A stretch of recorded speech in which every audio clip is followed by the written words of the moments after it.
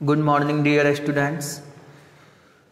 Today we will discuss about periodic classification of elements. आज के video lecture में हम लोग पीरियोडिक क्लासिफिकेशन ऑफ एलिमेंट्स के रिमेनिंग पार्ट को डिस्कस करेंगे। तो हम लोगों ने पिछले वीडियो लेक्चर में मॉडर्न पीरियोडिक लॉ को डिस्कस किया था। एक बार उसको रिकॉल करते हैं, फिर इसी मॉडर्न पीरियोडिक टेबल को हम लोग आगे कंटिन्यू करेंगे। तो मॉडर्न पीरियोडिक लॉ का स्टेटमेंट था, the physical and chemical properties of the elements are periodic function of the atomic number. ये जो फिजिकल और केमिकल प्रॉपर्टी किसी भी एलिमेंट का है वो पीरियोडिक फंक्शन होता है किसका? एटॉमिक नंबर का। और एटॉमिक नंबर जो है वो एटॉमिक मास से मोर फंडामेंटल प्रॉपर्टी था। इसके बारे में कौन बताया था? तो हेनरी मोसले ने। और मॉडर्न पीरियोडिक टेबल का जो फॉर्मेशन है वो किसने किया था? तो वो किया था नील्स बोहर ने। तो यहाँ पे जो है हम लोग को मॉडर्न पीरियोडिक टेबल का जो बेसिस था वो क्या था? एटॉमिक नंबर था। और एटॉमिक नंबर का डेफिनेशन क्या बताए थे? तो नंबर ऑफ प्रोटॉन। और नंबर ऑफ प्रोटॉन किसके इक्वल होता है? इलेक्ट्रॉन के। और इलेक्ट्रॉन के अरेंजमेंट को क्या कहते हैं? Electronic configuration. तो हम लोगों का जो मॉडर्न पीरियोडिक टेबल है वो उसका बेसिस जो है मेनली इलेक्ट्रॉनिक कन्फिग्रेशन है। इलेक्ट्रॉनिक कन्फिग्रेशन के बेसिस पे जो है पूरे एलिमेंट को अरेंज किया गया है मॉडर्न पीरियोडिक टेबल में। और अरेंज करने के बाद जो पीरियोडिक टेबल का फॉर्मेशन हुआ है वो ये है। तो ये है हम लोग का मॉडर्न पीरियोडिक टेबल। और बोर्ड के एग्जाम में मोस्ट ऑफ द क्वेश्चंस इसी पीरियोडिक टेबल से रहेगा, मॉडर्न वाले से। अर्लियर कंसेप्ट में सिंपल मेंडलीफ ज़्यादा इम्पोर्टेंट है, उसी के बारे में पूछ सकता है। और वो भी उसका मेंडलीफ का लॉ पूछ सकता है, मेंडलीफ का लिमिटेशन पूछ सकता है, मेंडलीफ का एडवांटेज पूछ सकता है।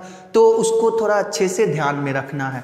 आज हम लोग जो है अब इलेक्ट्रॉनिक कन्फिग्रेशन को थोड़ा सा डिटेल से डिस्कस करते हैं। और वो सेल वाला डिस्कशन डिटेल से नहीं करेंगे, वो सिंपल है। हम लोग सब सेल के आधार पे इलेक्ट्रॉनिक कन्फिग्रेशन को यहाँ पे आज डिस्कस करेंगे। और सब सेल में कोई रूल नहीं है ज़्यादा, बस सिंपल सा सब सेल से हम लोग सेल में कन्वर्ट करना सीख जाएंगे। जैसे सेल में हम बताए थे कि 18 तक तो नॉर्मल रूल चलता है, 18 के बाद एटॉमिक नंबर का जैसे 19, 20 पोटेशियम और कैल्शियम का बताए थे। पोटेशियम का 19 है 2881, जबकि यहाँ पे नॉर्मल रूल चलता तो 289 लिखते, बट यहाँ पे 9 नहीं लिखते। 9 क्यों नहीं लिखते? तो यहाँ पे रूल आ जाता है कि थर्ड सेल में 8 से ज़्यादा इलेक्ट्रॉन फिल नहीं कर सकते। कब तक? जब तक कि उसका हायर सेल फिल ना हो जाए। तो इसीलिए यहाँ पे रूल रेगुलेशन ज़्यादा आ जाता है। तो हम लोग सिंपल सा सब सेल के आधार पे सीखेंगे और उसी से सेल पे कन्वर्ट कर लेंगे। और उसके बाद जो है हम लोग मॉडर्न पीरियोडिक टेबल के बारे में और डिस्कशन आगे कंटिन्यू करेंगे। तो आज का वीडियो लेक्चर इलेक्ट्रॉनिक कन्फिग्रेशन के ऊपर बेस्ड है। तो सबसे पहले हम लोग सेल और सब सेल को एक बार रिकॉल कर लेते हैं। तो क्लास 9th का थोड़ा सा रिकॉल कीजिए कि किसी भी एटम का शेप स्फेरिकल होता है, बीच में न्यूक्लियस यानी सेंटर पे जो है न्यूक्लियस होता है। और न्यूक्लियस में कौन कौन सा पार्टिकल होता है? तो इसमें न्यूट्रॉन और प्लस प्रोटॉन होता है। और इस न्यूक्लियस के चारों तरफ सर्कुलर पाथ पे कौन रिवॉल्व करता है? इलेक्ट्रॉन रिवॉल्व करते रहता है। और ये जो सर्कुलर पाथ है इसी को हम लोग क्या कहते हैं? सेल कहते हैं। अब इस सर्कुलर पाथ को सेल कहे, हमें यहाँ मेनली समझना है सब सेल। तो इस सर्कुलर पाथ का कोई पार्टिकुलर पोजीशन जो है वो क्या कहलाएगा? सब सेल कहलाएगा। तो इसको हम लोग ऐसे समझते हैं, जैसे हमारा ये सेंट जोसेफ स्कूल, इसको हम लोग सेल समझें। तो यहाँ पे जो है सेंट जोसेफ स्कूल में फ्लोर वाइज ये बटा हुआ है, जैसे ग्राउंड फ्लोर, फिर फर्स्ट फ्लोर, फिर सेकेंड फ्लोर। तो इस पूरे स्कूल को सेल समझें, इसके फ्लोर को हम लोग सेल समझें। और हर एक फ्लोर पे पार्टिकुलर रूम है, तो इस पार्टिकुलर रूम को हम लोग एक टर्म देते हैं ऑर्बिटल। तो यहाँ पे 3 टर्म को अच्छे से समझना है, ऑर्बिट, या फिर सेल, सेकेंड वन सब सेल, और थर्ड वन ऑर्बिटल। ये 3 टर्म में डिफरेंस, तो ये फर्स्ट का ऑर्बिट और ऑर्बिटल नेम सेम लगता है लेकिन बहुत डिफरेंस है दोनों में। तो ये पूरे सेंट जोसेफ स्कूल को हम लोग क्या समझते हैं, ऑर्बिट या सेल समझते हैं। अब ये सेंट जोसेफ स्कूल का जो बिल्डिंग है उसका फ्लोर को क्या समझेंगे, सब shell, ground floor, first floor, second floor, और हर एक फ्लोर पे जो रूम बना हुआ है उस रूम को क्या समझेंगे, ऑर्बिटल। और यहाँ पे हम लोग इलेक्ट्रॉन को कंपेयर करें स्टूडेंट से, तो सेंट जोसेफ स्कूल में मेनली स्टूडेंट्स कहाँ मिलेंगे, तो क्लासरूम में मिलेंगे। तो क्लासरूम, तो वैसे ही एटम के अंदर इलेक्ट्रॉन होगा तो इलेक्ट्रॉन मेनली कहाँ पे रहेगा, तो ये ऑर्बिटल के अंदर रहेगा। तो स्टूडेंट को इलेक्ट्रॉन समझना है, सेंट जोसेफ स्कूल को सेल समझना है, और इसके फ्लोर को सब सेल, और हर एक फ्लोर पे जो रूम है उस रूम को क्या समझना है, ऑर्बिटल। तो ऑर्बिट जो है वो इलेक्ट्रॉन के मूव करने का सर्कुलर पाथ है, और ऑर्बिटल क्या है, तो ऑर्बिटल उस सर्कुलर पाथ का एक पार्टिकुलर पोर्शन होगा जहां पे मैक्सिमम प्रोबेबिलिटी है, ज़्यादा संभावना है इलेक्ट्रॉन के पाए जाने का, तो उसको क्या कहेंगे, ऑर्बिटल। तो हम लोग को यहाँ पे ऑर्बिटल के ऊपर ज़्यादा फोकस नहीं करना है, बस सेल और सब सेल के ऊपर फोकस करना है। हम लोगों ने क्लास 9th में सेल के बारे में पढ़ा है, तो सेल का 2 डेजिग्नेशन होता है, एक अल्फ़ाबेटिकल डेजिग्नेशन होता है और एक नंबर वाला डेजिग्नेशन होता है। तो अल्फ़ाबेटिकल डेजिग्नेशन क्या है, KLMN इस तरीके से, और इसका न्यूमेरिकल डेजिग्नेशन क्या है, तो 1 2 3 4, यानी कि न्यूक्लियस के जो सबसे क्लोज सेल है उसको के सेल बोलते हैं, या न्यूमेरिकल डेजिग्नेशन दें तो फर्स्ट सेल बोलते हैं। सेकेंड सेल को 2 से रिप्रेजेंट करते हैं न्यूमेरिकली, और अल्फ़ाबेटिकली कैपिटल लेटर L से। इसी तरीके से थर्ड को M, फोर्थ को N, ये। और हर एक सेल में मैक्सिमम नंबर ऑफ इलेक्ट्रॉन, तो हम लोगों के पास क्लास 9th में नील्स बोहर का थ्योरी था, उसमें maximum number of electron accommodated by the shell का फॉर्मूला था 2n², और यहाँ पे n क्या था, नंबर ऑफ सेल। तो अगर हमें k सेल में मैक्सिमम नंबर ऑफ इलेक्ट्रॉन निकालना है तो n का वैल्यू कितना पुट करना होगा, 1। तो यहाँ पे हम लोग 1 पुट करते हैं, तो 2 × 1 का स्क्वायर 1, 2 × 2, तो k सेल में मैक्सिमम इलेक्ट्रॉन कितना रह सकता है, 2। सिमिलर यहाँ L सेल के लिए इसका न्यूमेरिकल डेजिग्नेशन क्या है, 2 है, तो n के जगह पे क्या रखेंगे, 2। तो यहाँ पे अगर 2 पुट करते हैं तो 2 × 2 का स्क्वायर कितना हो जाएगा, 8। तो इसमें मैक्सिमम इलेक्ट्रॉन 8, फिर इसमें 18 सिमिलरली पुट कर देंगे, n की जगह 3, और यहाँ पे 32। तो ये वैल्यू तो हमें क्लास 9 से याद है। अब यहाँ पे सबसेल का डेजिग्नेशन क्या होगा, तो सबसेल का डेजिग्नेशन होगा, स्मॉल लेटर से स्टार्ट होगा, SPDF, ऐसे आगे GH ऐसे चलेगा। तो ये SPDF जो है ये सबसेल को रिप्रेजेंट करता है, यानी कि जैसे हमारे स्कूल का यानी सेंट जोसेफ स्कूल का जो फ्लोर है उस फ्लोर का ये नाम समझ लेंगे। और ये जो है SPDF ये स्पेक्ट्रोस्कोपिक टर्म से लिया गया है इसको। तो यहाँ पे कहाँ से नाम आया इसके बारे में अभी नहीं पढ़ना है, क्लास 11th में पढ़ लेंगे। फिलहाल इतना याद रखेंगे कि सबसेल का डेजिग्नेशन स्मॉल लेटर और स्टार्ट होगा SPDF से। अब S में मैक्सिमम नंबर ऑफ इलेक्ट्रॉन, तो इसका फॉर्मूला होता है, बट ये फॉर्मूला हम लोग यहाँ पे क्लास 10th में नहीं डिस्कस करेंगे, सिर्फ इसका नंबर याद रख लेंगे, और नंबर याद रखना आसान है। ये S जो सबसेल है इसमें मैक्सिमम नंबर ऑफ इलेक्ट्रॉन 2 होगा। अब इसमें 4 ऐड करते जाएंगे, सबका मिल जाएगा। P में कितना मैक्सिमम रहेगा, 6, D में कितना 10, और F में 14। तो ये बस 2 से स्टार्ट करेंगे और 4 ऐड कर करके सब में maximum number of electron find कर लेंगे। तो यहाँ पे जो है S सबसेल में मैक्सिमम नंबर ऑफ इलेक्ट्रॉन कितना रहेगा, 2, P में कितना रहेगा 6, D में कितना रहेगा F, और D में कितना रहेगा 10, और F में कितना रहेगा 14। तो ये मैक्सिमम नंबर ऑफ इलेक्ट्रॉन जो एकोमोडेट कर सकते हैं उसको ध्यान में रखेंगे। अब हमें सबसेल के आधार पे इलेक्ट्रॉनिक कॉन्फ़िगरेशन कैसे लिखेंगे। इलेक्ट्रॉनिक कॉन्फ़िगरेशन का मतलब ही होता है इलेक्ट्रॉन का अरेंजमेंट इन डिफरेंट सबसेल। तो सबसेल के आधार पे पढ़ रहे हैं तो सबसेल में अरेंज करेंगे, सेल के आधार पे पढ़ते हैं तो सेल में अरेंज करते हैं। तो हम लोग का जो इंपॉर्टेंट इलेक्ट्रॉनिक कॉन्फ़िगरेशन है सबसेल, और इसी सबसेल से हम लोग सेल में उसको कन्वर्ट कर लेंगे, तो वो कन्वर्जन भी देखेंगे। तो हम लोग को यहाँ पे ये वैल्यू याद रखना है, और सबसेल के आधार पे कॉन्फ़िगरेशन लिखने के लिए हम लोग को एक ट्रिक याद रखना है, और उस ट्रिक के हेल्प से हम लोग इसको लिखेंगे। तो वो ट्रिक है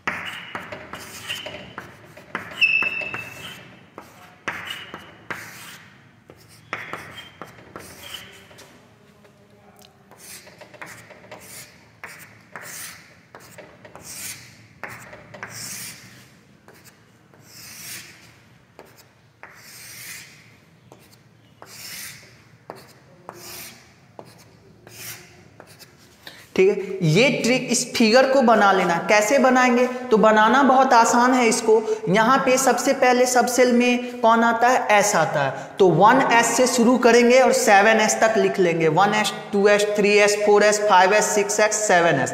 उसके बाद S के बाद क्या आता है, P आता है, तो P लिखना स्टार्ट करेंगे, लेकिन ऊपर से 1 को छोड़ के 2, तो ये 2 यहाँ था तो इसके सामने 2 से स्टार्ट करेंगे। 2P 3P 4P 5P 6P 7P। Similarly next vertical रो के लिए ये SP के बाद D आएगा, और D के लिए फिर एक छोड़ेंगे तो 2 छूटेगा, उसके बाद क्या आएगा 3, तो 3D 4D 5D 6D 7D। उसके बाद फिर नेक्स्ट कॉलम के लिए फिर D के बाद F आएगा, फिर एक छोड़ेंगे, 3 के बाद यहाँ 4, तो 4 के सामने लिखते हुए, और इसके बाद इसको डायगोनली एरो से कट करते जाएंगे, और इस तरीके से ये ट्रिक बन जाएगा। अब इसका यूज कैसे करेंगे वो देखते हैं। तो इसमें जो है सबसे पहले हम लोग जो यहाँ पे एरो दिए हैं, ये किस सर्किल को काटा है, तो 1S को काटा है। तो हम लोग एक एग्जांपल से इसको समझते हैं कैसे यूज करेंगे।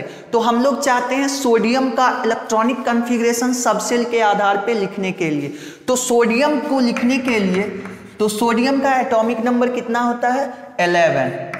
एटॉमिक नंबर याद होना चाहिए, ये नेसेसरी है इलेक्ट्रॉनिक कॉन्फ़िगरेशन के लिए। तो सोडियम का एटॉमिक नंबर 11 है, यानी कि हमें 11 इलेक्ट्रॉन को अरेंज करना है। तो इलेक्ट्रॉन अरेंज करने के लिए तो हमको सबसेल यहाँ पे लिखते चलना है। तो सबसे पहले कौन सा सबसेल यहाँ पे लिखेंगे, तो ये एरो देखते हैं, टॉप एरो से स्टार्ट करना है, एरो के टेल से हेड के तरफ मूव करना है। तो टेल से हेड के तरफ मूव किए तो किस सर्किल को काटा है, तो 1S वाले को काटा है, तो यहाँ पे लिखेंगे 1 और S।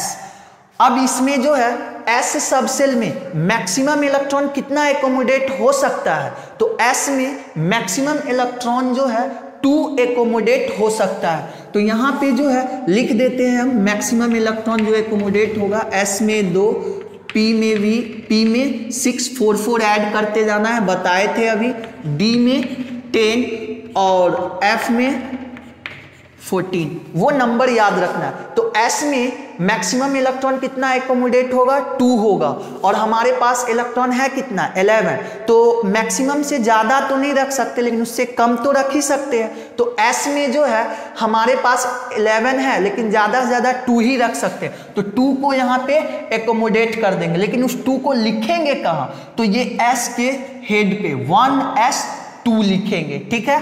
उसके बाद यहाँ पे 1s के बाद कौन सा सब सेल लेंगे, तो फिर से ये एरो तो सिर्फ 1s वाले सर्किल को कट किया था। अब इसके बाद इसके ठीक नीचे वाले एरो के पास आएंगे, इसके टेल से, हमेशा याद रखना है एरो के टेल से चलना है और हेड के तरफ जाना है। तो टेल से हेड के तरफ मूव किए तो किस सब सेल को काटा, 2s को, तो यहाँ पे जो है 2s लिखेंगे, फिर से s सब सेल है और 2 इलेक्ट्रॉन तो फिल कर चुके हैं, बचा कितना है 9, तो अभी भी हम यहाँ पे 2 फिल कर दिए। अब कितना बचा 7, अब 7 बचा हुआ तो फिर से अब यहाँ सब सेल लेना है, तो 2s तो ले चुके हैं, फिर अब इसके ठीक नीचे वाला एरो चलेंगे और इसके टेल से चलना है, ये ध्यान में रखना है। तो टेल से चले हेड के तरफ, तो किसको पहले कट किया है 2p को, तो 2p पहले लिख लेंगे।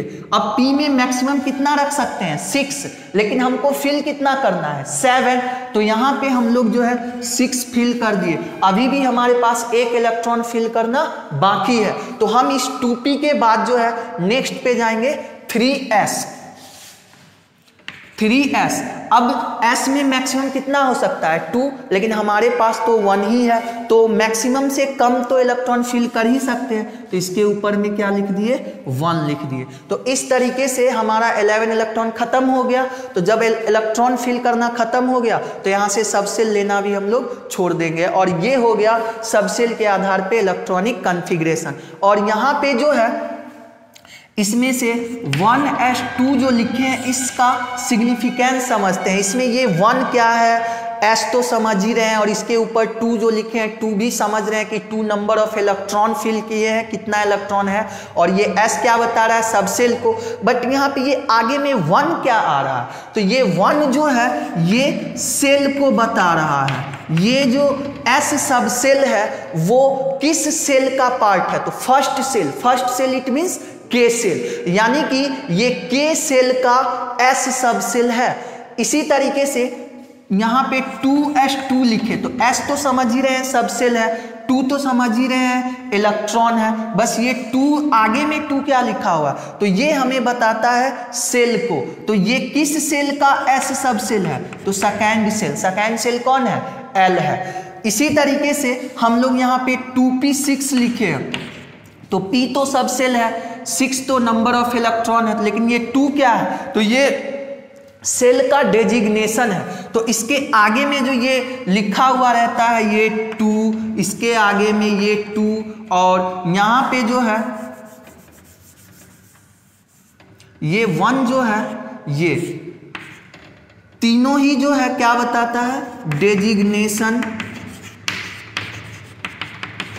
डेजिग्नेशन ऑफ सेल, यानी किस सेल का ये इलेक्ट्रॉन है और उस सेल के किस सब सेल में ये इलेक्ट्रॉन है। तो यहाँ फर्स्ट सेल का s सब सेल का है, ये सेकेंड सेल यानी L सेल का s सब सेल में 2 इलेक्ट्रॉन है, यानी कि ये सब आगे में क्या है स्कूल है। सेल को बोले है ना स्कूल से कंपेयर करने के लिए, तो यहाँ पे जो है 1 2 ये सब क्या है स्कूल का नाम है। तो ये डिफरेंट स्कूल है, और उस डिफरेंट स्कूल में तो फ्लोर अलग अलग हो ही सकता है। तो ये मान लेते हैं जोसेफ स्कूल का फ्लोर था S, यहाँ 2 मतलब कोई अदर स्कूल उसका ये फ्लोर होगा, फिर यहाँ 2 लिखा हुआ था, यानी कि ये सेल डिफरेंट सेल के डिफरेंट सब सेल का ये सब डेजिग्नेशन है। तो ये यहाँ पे जो है समझ में आ गया।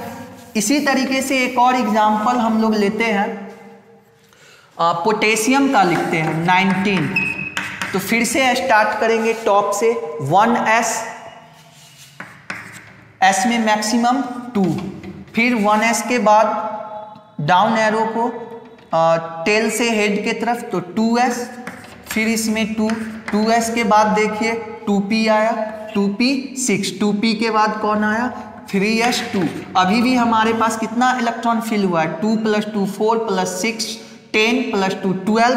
अभी भी 3s के बाद और आगे हमें सब सेल चाहिए, तो इसके बाद फिर से इसके ठीक नीचे का एरो, इसके टेल से हेड के तरफ, तो टेल से हेड के तरफ जाने पे पहला सब सेल कौन सा मिला 3p6, और उसके बाद जो है फिर कौन आ रहा है, अभी भी पूरा नहीं हुआ है 19। ऐड करके देख सकते हैं टॉप में जो नंबर ऑफ इलेक्ट्रॉन लिख रहे हैं उसको 2 + 2 4 + 6 10 + 2 12 + 6 18, अभी भी 1 इलेक्ट्रॉन फिल करना बाकी है। तो 3p के बाद कौन सा सब सेल कट हुआ है? 4s, तो 4s, और यहाँ पे s में मैक्सिमम 2 रख सकते हैं, लेकिन हमारे पास 1 ही बचा है तो यहाँ पे 1 फिल कर देंगे। तो इस तरीके से ये सब सेल के आधार पे इलेक्ट्रॉनिक कॉन्फ़िगरेशन हुआ। तो आपके सिलेबस में एटॉमिक नंबर 20 तक ही पढ़ना है, तो आप लोग इसी तरीके से 20 एटॉमिक नंबर तक का इलेक्ट्रॉनिक कॉन्फ़िगरेशन सब सेल के आधार पे लिखने का कोशिश कीजिएगा। और ये आपका ट्रिक है, ट्रिक नहीं, इसको 11th क्लास में पढ़ेंगे तो इसको बोर-ब्यूरी स्कीम बोला जाता है। फिलहाल आप क्लास 10th लेवल पे इसको ध्यान में रखना है, लिखने का तरीका बता दिए हैं, और इसके सपोर्टिंग में ये याद रखना है कि S में मैक्सिमम इलेक्ट्रॉन कितना फिल होगा, 2p में कितना होगा, 6d में कितना होगा, 10, और f में 14। और ध्यान ये रखना है कि इलेक्ट्रॉन जो फिल हो रहा है उसका नंबर कहाँ लिखना है, तो उसके हेड पे लिखना है। तो इस तरीके से ये सब सेल के आधार पे इलेक्ट्रॉनिक कॉन्फ़िगरेशन हुआ।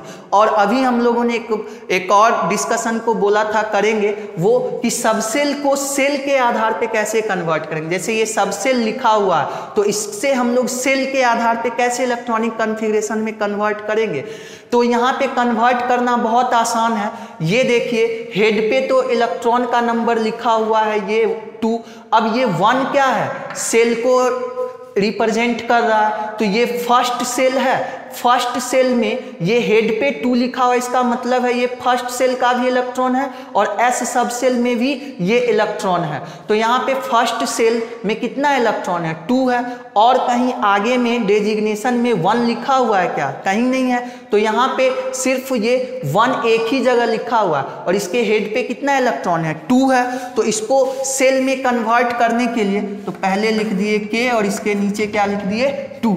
अब देखिए ये नेक्स्ट सब सेल को देखते हैं, तो यहाँ 2s, यहाँ 2p, दोनों के आगे का सेल देखिए, तो ये सेल का नोटेशन यहाँ भी 2 है, यहाँ भी 2 है। इट मीन्स क्या कि ये दोनों सब सेल S और P किस सेल का सब सेल है, तो 2 का है।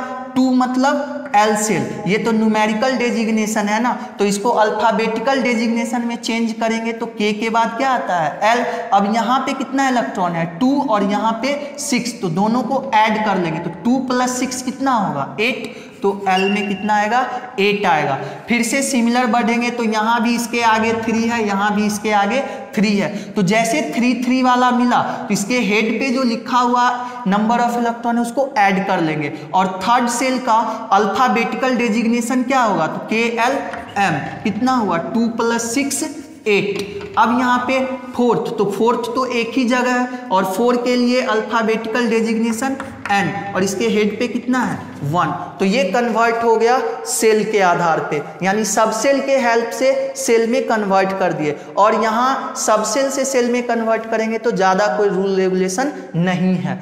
अब इसको हम लोग सेल में कन्वर्ट करते हैं, तो यहाँ पे ये फर्स्ट सेल, ये सिर्फ एक ही जगह है, कितना है, 2। फिर सेकेंड के लिए तो 2 यहाँ भी है, 2 यहाँ भी है, तो इसके हेड पर वाला ऐड कर लेते हैं, K के बाद 2 + 6 कितना होगा, 8। फिर ऐसे ही 3 तो एक ही जगह है, M लिख देंगे इसका अल्फाबेटिकल डेजिग्नेशन, और हेड पे कितना है, 1, तो ये 2 8 1। तो इस तरीके से सब सेल को किस में कन्वर्ट कर दिए, सेल में। तो ये जो था सब सेल का इलेक्ट्रॉनिक कॉन्फ़िगरेशन, और उसको सेल में कैसे कन्वर्ट करना है ये है। बस एक आखिरी एग्जाम्पल लेके इसको एक्सप्लेन करते हैं और ये इलेक्ट्रॉनिक कॉन्फ़िगरेशन कंप्लीट हो जाएगा। और आप कितना का भी लिख सकते हैं, एटॉमिक नंबर 30 36 35 40 80 90, क्योंकि हम लोग के पास टोटल 118 यानी 118 एलिमेंट्स हैं, उसके बारे में हम लोग यहाँ पे इलेक्ट्रॉनिक कॉन्फ़िगरेशन लिख सकते हैं। बट हमारा सिलेबस जो है क्लास 10th स्टैंडर्ड का वो 20 तक का है, तो एटलीस्ट 20 तक तो अच्छे से याद होना चाहिए।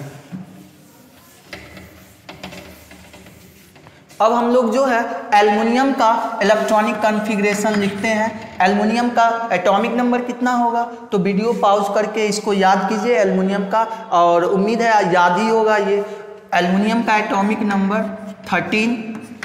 कॉन्फ़िगरेशन लिखते हैं सब सेल के आधार पे पहले, तो सबसे पहला सब सेल कौन आएगा, 1s, कितना फिल करेंगे, 2, क्योंकि S में मैक्सिमम 2 जाएगा। उसके बाद 1s के बाद 2s, फिर से 2 इलेक्ट्रॉन, फिर थर्ड एरो 2p 6, कितना फिल हो चुका है, 10। अभी आगे और चाहिए, 2p के बाद 3s2, 3s2 के बाद अभी भी एक बच रहा है तो 3p1। तो ये हो गया सब सेल का इलेक्ट्रॉनिक कॉन्फ़िगरेशन। अब इसको सेल में कन्वर्ट करते हैं तो फिर से वही, ये आगे में 1 लिखा हुआ है यानी फर्स्ट सेल, इसका अल्फ़ाबेटिकल डेजिग्नेशन k और हेड पे कितना है 2।